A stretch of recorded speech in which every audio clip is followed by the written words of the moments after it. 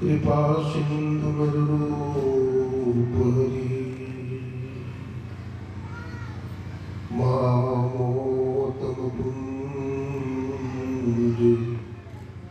जासु वचन निकर सात समुद की मसीह करो लेखनी सब धरती सब कागज करो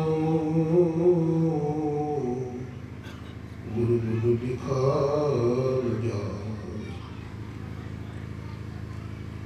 बोलिए प्रेम से श्री सद्गुरु महाराज की।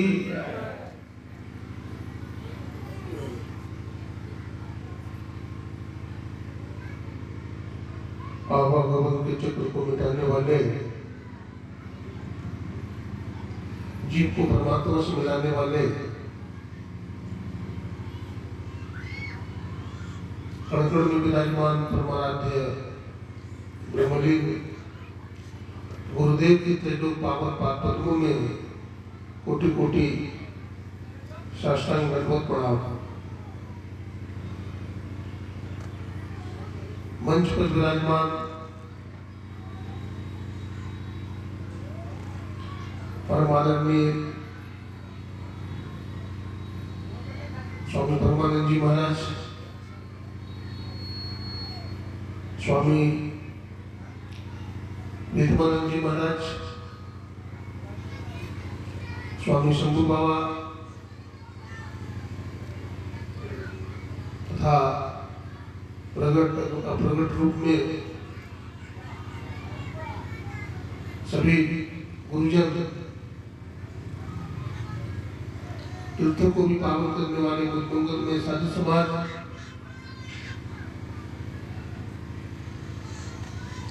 कोटा जिला संत प्रशासन समिति के हमारे माननीय मंत्री महोदय आदरणीय श्री रामचंद्र बाबू तथा इस आयोजन को कराने वाले सभी तटस्थ उत्साही कार्यकर्तागण, युवकगण, मातृशक्ति, सबको मैं कोटि कोटि नमन करता हूँ, कोटि कोटि प्रणाम करता हूँ।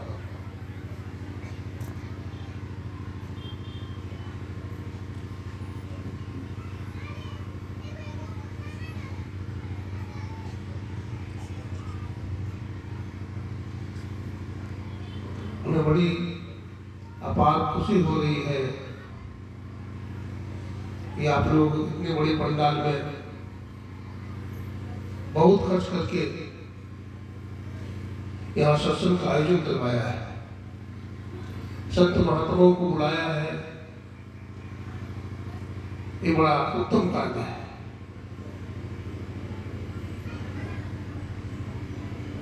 मानव का जीवन अनमोल है और अनमोल जीवन में अनमोल काम भी करना चाहिए।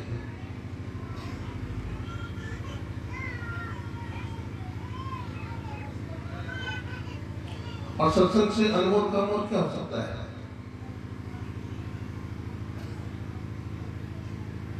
हमारे गुरु महाराज ध्यानाभ्यास करवाते थे।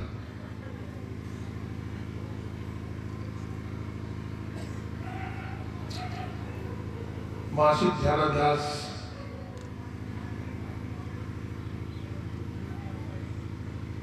पाक्षिक ध्यानाभ्यास, सप्तदिवसीय ध्यानाभ्यास, त्रैदिवसीय ध्यानाभ्यास, इससे लोगों को बड़ा लाभ होता है।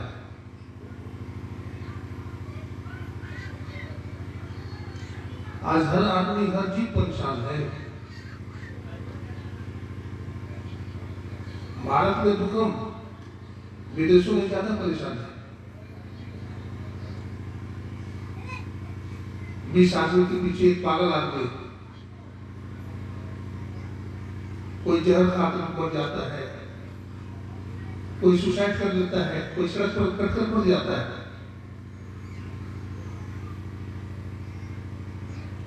समझ में नहीं आता जीवन का लक्ष्य क्या है। परमात्मा ने मानव का जीवन क्यों दिया है? क्या केवल खाने और सोने के लिए मानव का जीवन दिया है? नहीं। मानव जीवन पाने का बहुत बड़ा रहस्य है। आज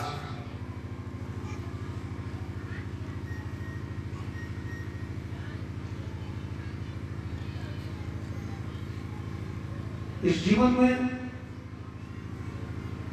हम परमात्मा को जाने, अपने आप को जाने। भगवान महावीर ने कहा कि आत्मानं वृद्धि, आत्मा को जाने। हम लोग सत्संग क्यों करते हैं? सत्संग का अर्थ क्या होता है? सत्संग सत्य का संग। सत्य का संग यानी सत्य को जानिए। और संसार में सत्य क्या है विचार किए करिए। क्या शरीर को आप सत्य मानते हैं तो शरीर सत्य है? जो बदले वो सत्य नहीं है। जो मरे वो सत्य नहीं है। जो अस्थिर है वो सत्य नहीं है।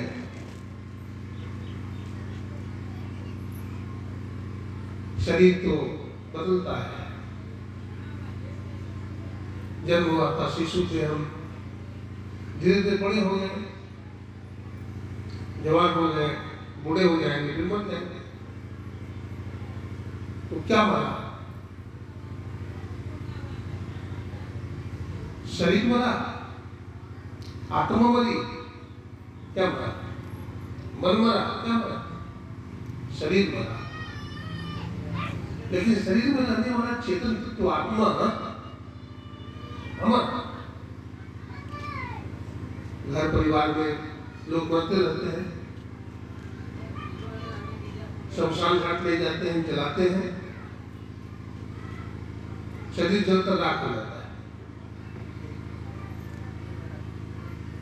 जब जला करके आते हैं तो घर में कहते हैं, घर वाले लोग पूछते हैं क्या लाश को बढ़िया से जलाए? बोला हाँ, खूब बढ़िया से जला दिया, खोद के जला दिया।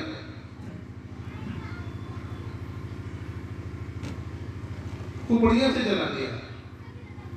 लेकिन वेदांत दर्शन बोलता है नहीं, बेसी तो नहीं गया, कम ही जला। बेसी रह गया। क्या रह गया? स्थूल शरीर को जलाया, हाड़ मांस को जलाया नहीं। लेकिन शरीर में जो रहने वाला घर है, शरीर के भीतर कई घर है। स्थूल सूक्ष्म कारण महाकारण कैवल्य के पार। अपार गमन ही सार भगवती है, लोहिया जीव में धार। यही मानुष देह समय आगे और परमेश्वर में ज्ञान।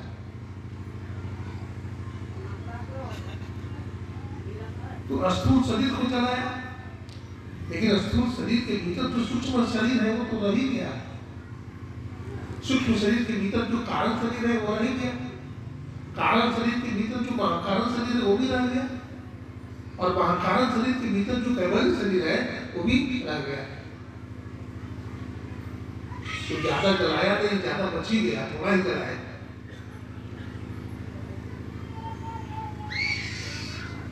अपनी आत्मा को जाने, आत्मानं वृद्धि, नो टू ऑनसेल्फ। अब कौन है वो? तुम कौन हो? 1% one who go deep consciousness to find out the God. अपने आप को जानिए, आप कौन है? ये भीतर से कौन बोल रहा है? हम करते हैं ना? लेकिन हम कौन है? हमको नहीं जानते।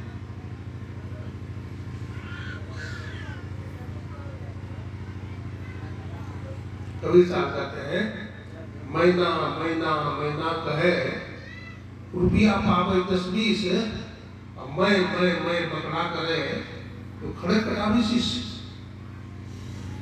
एक महीना पूंजी होता है, बोलता है मैं ना, मैं ना, मैं ना, मैं नहीं, मैं नहीं, मैं नहीं।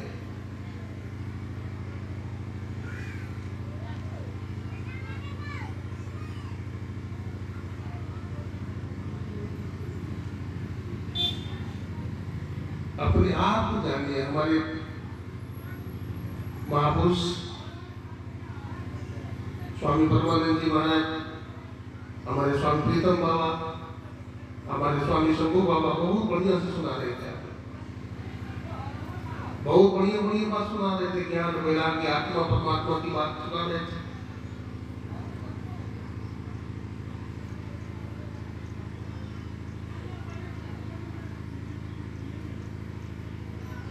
संत समागम हरि कथा, तुलसी दुर्लभ दोय, सुकृत दारा लक्ष्मी पापी के लिए। संत का समागम करे, संतों का संग करे।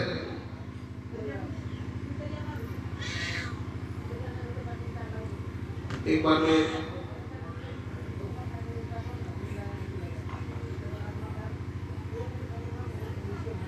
सफर कर रहा था,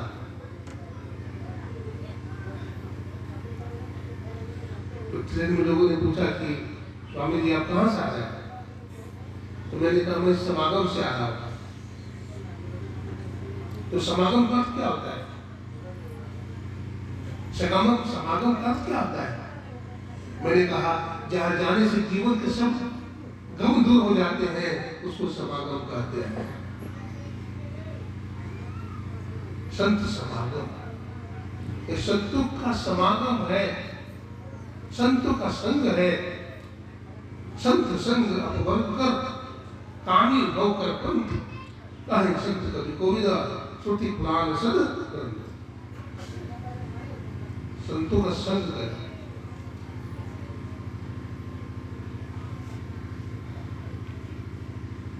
अपवर्ग को प्राप्त कर लेंगे। अपवर्ग का मतलब मोक्ष होता है। अपवर्ग का मतलब अवन नहीं, पवर्ग में जहाँ पवर्ग नहीं है, पवर्ग में इसे कवर्ग बोलते हैं, तो चवर्ग बोलते हैं,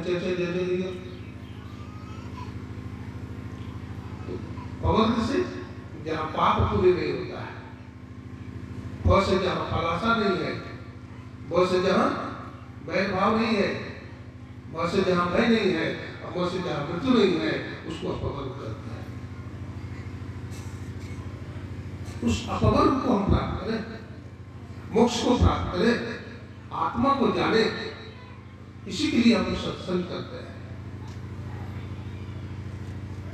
जिंदगी छोटी है, लेकिन छोटी सी जिंदगी में तृष्णा बहुत ज्यादा है। महापुरुषों को जीवन में वैराग्य हो गया, ज्ञान हुआ, वैराग्य हुआ।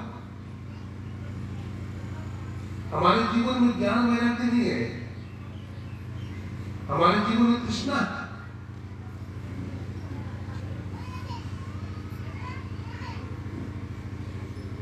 हम शीर्षासन कर रहे हैं, आज का आदमी शीर्षासन करता हुआ दिख रहा है। हम कोलू के बैल बने हैं, कोलू के बैल को देखते हैं, कोलू के बैल को आंख पर पट्टी बांध देता है और बैल घूमते रहता है, बैल घूमते रहता है। कोली को बैल को आदमी हाँकता नहीं है, एक बार हाँक दिया फिर बैठ जाता है और बैल चलते रहता है। ऐसा क्यों होता है जानते हैं? आंख पर जो पट्टी बांधी जाती है, वो पट्टी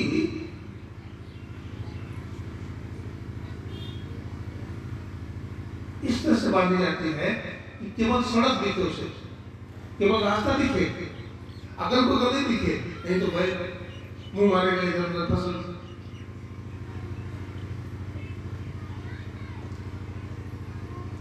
बांधने की साजिश है, इस ढंग से बांधा, इस टेक्निक से बांधा कि इधर दिखाई न पड़े, रास्ता दिखाई पड़े बस। और बैल बस सीधे रास्ते को देखते चलते ही जाता है, घूमते जाता है, घूमते जाता है। एक आदमी ने कहा कि बैल रुक क्यों नहीं जाता है, रुक जाए, आदमी तो पीछे क्यों नहीं रहा है। दूसरा आदमी ने कहा कि भाई देखो, बैल क्यों नहीं रुकता है, बैल रुक जाएगी तो भी पता थोड़ा चलेगा इसको। बोला देखो, बैल नहीं रुक सकता, बोला क्यों, मैंने उसके गले में घंटी बांध दिया है, घंटी की आवाज आती रहती है, तुम्हें समझता हो कि बैल चल रहा है, मैंने घंटी बांध दी है। तो घंटी बांधने से भी क्या होगा, बैल रुक जाए और घंटी गर्दन को हिलाते रहे, चले रहे। बोले बैल ऐसा नहीं कर सकता, इतना चालाक तो मनुष्य हो सकता है। बैल में इतनी चालाकी कहाँ है, इतनी चालाकी तो मनुष्य में है।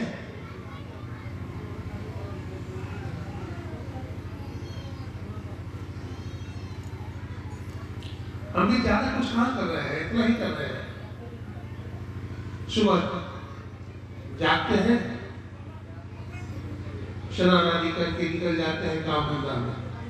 बैल कितने काम करते हैं, शाम तक काम करते हैं, रात तक लोग काम करते हैं, अपने घर आ जाते हैं, रोटी खाते हैं, सो जाते हैं। हम भी बैल को क्या करते हैं, सुबह में उसको चारा दे देते हैं, भूसा डाल देते हैं, दाना डाल देते हैं, खिलाते हैं और खेत में लेकर चले जाते हैं, पूरा दिन जोतते हैं। अब बैल नहीं चले तो बुरा मारता है। अब बैल के पेट में दर्द है, बैल बोलेगा बोली कि हमारे पेट में दर्द है, हमको तो पूरा मारो, पूरा मारते हैं, हम बैल को चलना पड़ता है। वो सब जोड़ी में चले जाएंगे तो कितना घाटा होगा। हमारे गुरुदेव कहते हैं, एक बार मैं नेपाल जा रहा था, क्यों बात करता, थोड़ी बहुत बारिश हो गई थी, सड़क पतली थी, सकरी सड़क थी, उधर से भी बैलगाड़ी, इधर से भी बैलगाड़ी, जगह कम होने के कारण एक बैलगाड़ी वाला ने थोड़ा सा किनारे कर लिया, एक चक्कर कीचड़ में धंस गया और इतना सामान लगा हुआ था चावल कि बैल नहीं खींच पाया। अब किसान उतर गया नीचे और डंडा मारने लगा बैल को, इतना डंडा मारा, गुरु महाराज ने अरे मत मारो, बैल मर जाएगा, बोला गुरुदेव चलता नहीं है, इसे मारू तो नहीं तो क्या करूं। इतना मारा, बैल जीभ निकाल दिया, सारी शक्ति लगा दिया, मुंह से खून निकलने लगा, बैल गिर गया और बैल मर गया।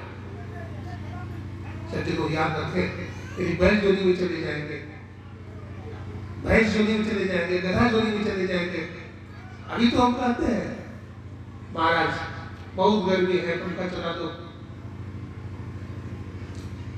एसी लगवा दो महाराज, बहुत गर्मी। चूहा को देखे हैं, कहाँ रहता है, बिल में, और सांप भी बिल में रहता है। चूहा को मिलेगा ऐसी पंखा मिलेगा, ओढ़ने के लिए रजाई मिलेगी, यही बिल बनाना पड़ता है। अगर जोनियों में चले जाएंगे तो बहुत हानि में चले जाएंगे, हम लोग बहुत हानि में चले जाएंगे। इसलिए जीवन में उस परमात्मा को जानिए, सत्संग कीजिए, अभी सुन रहे थे बुद्धि योग, सत्संग कीजिए, मानस योग कीजिए, मानस जप करिए, मानस ध्यान कीजिए, दृष्टि साधन कीजिए,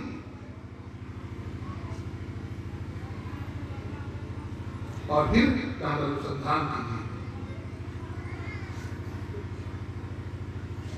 हम लोग तृष्णा में बह जा रहे हैं।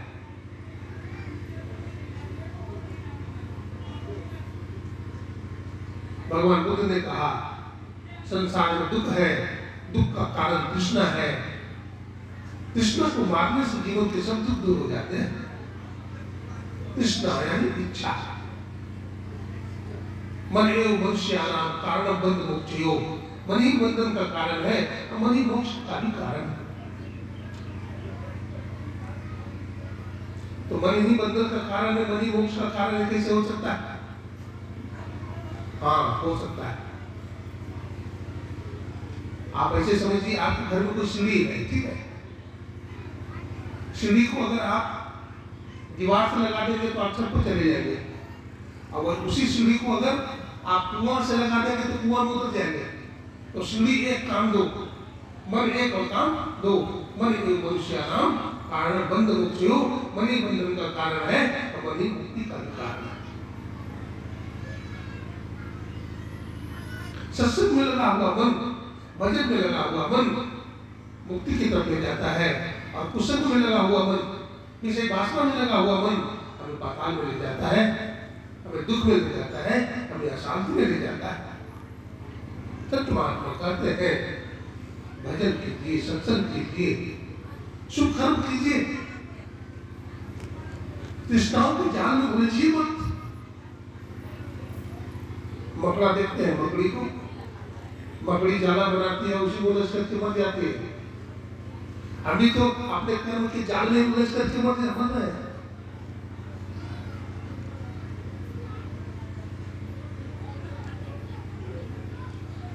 कनाडा में एक जगह है साइबेरिया,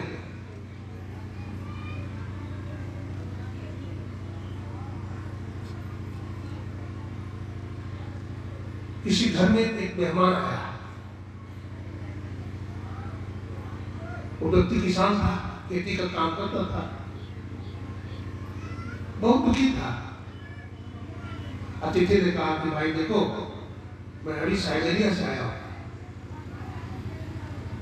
तुम्हें क्या दुख में पड़ा है? खेती जोती क्या करता है? साइबेरिया चले जाओ। तो वहां जाकर क्या करूंगा? बोला तुम अपनी जमीन को बेच दो, इसी जितने पैसे मिलेंगे उससे साइबेरिया में बहुत जमीन मिल जाएगी। वो व्यक्ति चला गया, जमीन बेच दिया, पैसा लेकर चला गया साइबेरिया। लोगों से पूछा कि भाई मैं जमीन खरीदने आया हूं। वहां के राजा ने कहा कि भाई जमीन तुम्हें मिल जाएगी।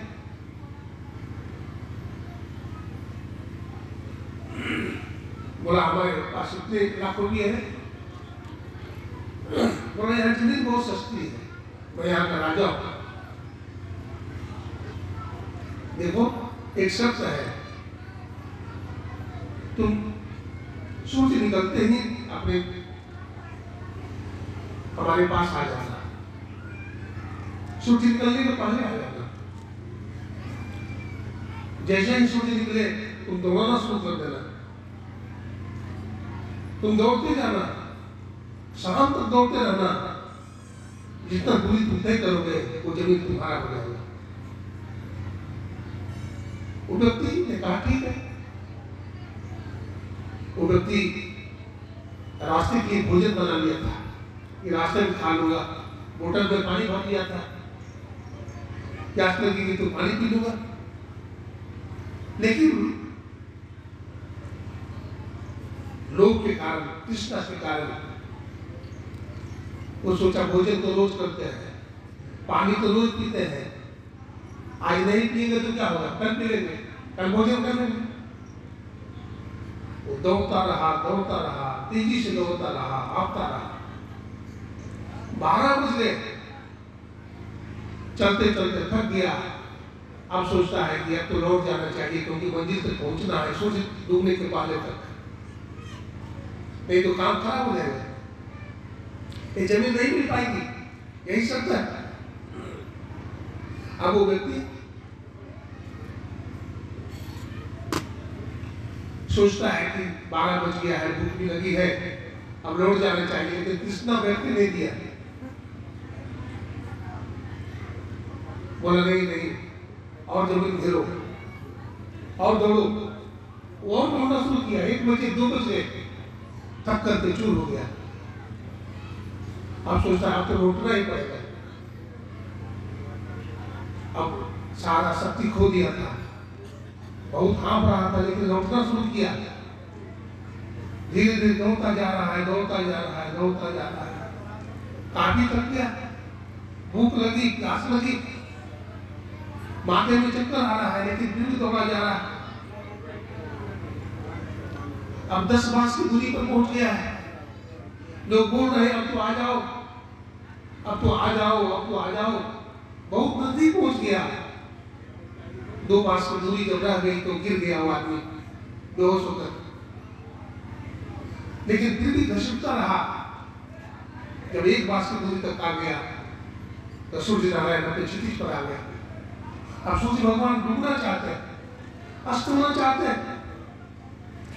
वो आदमी घसीटता हुआ आगे बढ़ा। 1 हाथ की दूरी रह गई, आधा हाथ की दूरी रह गई, 2 इंच की दूरी रह गई। वो आदमी दोनों हाथ को जोर से झपटका मारा, लेकिन तब तक सूर्य नारायण अस्त हो चुके थे और उसका जीवन भी समाप्त हो गया। श्री सद्गुरु महाराज की। हम भी इसी कृष्णा के जाल में उलझे हुए हैं। चाहे सिकंदर हो या दशानन रावण हो, चाहे कोई भी हो, इसी कृष्णा के जाल में हम भी पड़े हुए हैं। डर न सके वो दुनिया के जो मालिक थे।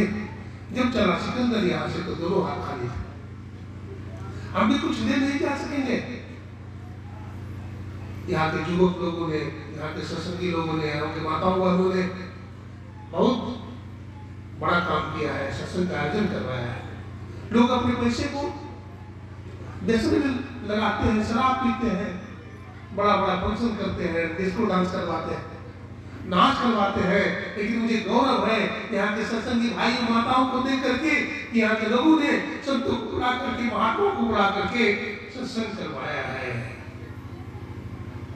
ये बड़ा उत्तम कार्य। अपने बच्चों में संस्कार डालिए, अपने बालिकाओं में संस्कार डालिए, युवकों में संस्कार डालिए, सत्संग कीजिए। आप देखते हैं धूल अगर हवा का संग करती है तो आसमान में धूल चली जाती है, और वही धूल अगर पानी का संग करता है तो नाले में चला जाता है।